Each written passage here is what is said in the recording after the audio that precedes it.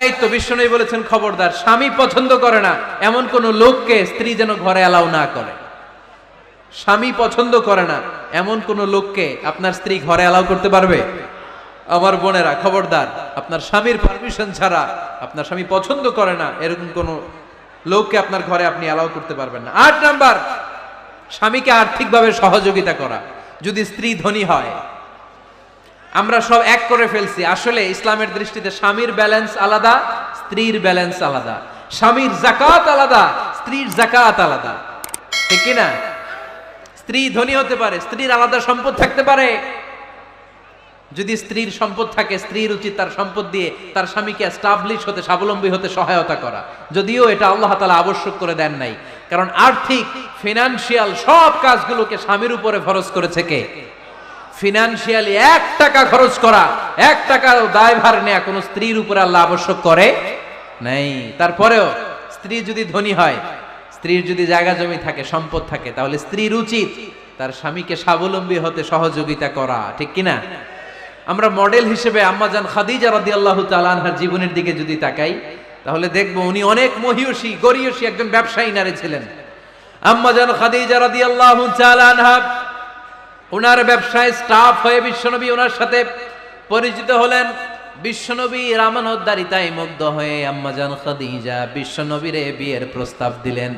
আম্মাজান খাদিজা রাদিয়াল্লাহু তাআলা আনহার সাথে বিশ্বনবীর যখন বিয়ে হয়ে যায়, বিয়ের পরে আম্মাজান খাদিজা বলেন, ও বিশ্বনবী, আমার যত সম্পদ আছে, আমার ব্যবসায়ের যত মালামাল আছে, যত সম্পদ আছে, সব আমি আপনার পায়ের সামনে এনে রেখে দিলাম। আপনি দিয়ে দিলাম, সব সম্পদ আপনারে আমি দিয়ে দিলাম। আপনি ইচ্ছে মতো মানুষকে দান করতে পারেন, খরচ করতে পারেন, দাওয়াতি কাজে, মুসলিমদেরকে আজাদ করার কাজে আপনি ব্যয় করতে পারেন। আওয়াজ করে পড়েন আল্লাহু আকবার। আম্মাজান খাদিজাকে যদি আমরা মডেল হিসেবে ধরি, তাহলে প্রতিটা বোনের উচিত তাদের যদি অর্থকড়ি থাকে, সম্পদ থাকে, স্বামীকে স্বাবলম্বী হতে ওই সম্পদ দিয়ে সাহায্য করার দরকার আছে না নাই? কথা বলেন না কেন? 9 নাম্বার, স্ত্রীর দায়িত্ব দাম্পত্য জীবনকে সুখময় করতে নিজেকে স্বামীর সামনে বিউটিফাই করে উপস্থাপন করা। ওই যে কয় ঠিক আসছে, নিজেদের পক্ষে আসলেই ঠিক। নিজেকে বিউটিফাই করে, মেকআপ করে স্বামীর সামনে উপস্থাপন করা। রাগ করবেন না আমার বোনেরা, আমি আপনাদেরকে খুব ভালোবাসি এবং বোনরাও আমাকে খুব ভালোবাসে। আমার একটা পেজ আছে আমার নামে, এই ফেসবুকে, মিজানুর রহমান আজহারি। এই পেজে প্রতিদিন শত শত প্রশ্ন আসে। এই প্রশ্নের বেশিরভাগ প্রশ্ন আমাদের বোনদের। অনেক বোনরা বলে, হুজুর আপনার ওয়াজ আমরা শুনি, কারণ আপনি আমাদেরকে খুব সম্মান দিয়ে কথা বলেন। আলহামদুলিল্লাহ, আমি আমার বোনদেরকে ভালোবাসি, মাদেরকে ভালোবাসি। আমি আমার মা বোনদেরকে বলবো, আপনারা নিজেদেরকে গুছিয়ে সাজিয়ে স্বামীর সামনে উপস্থাপন করেন।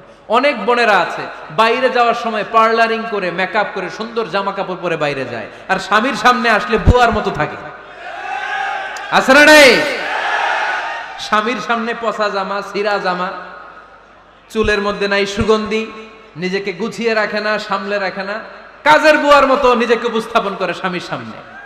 আর বাইরে গেলে মেকআপ করে, পার্লারিং করে যায়। হওয়া দরকার ছিল উল্টা।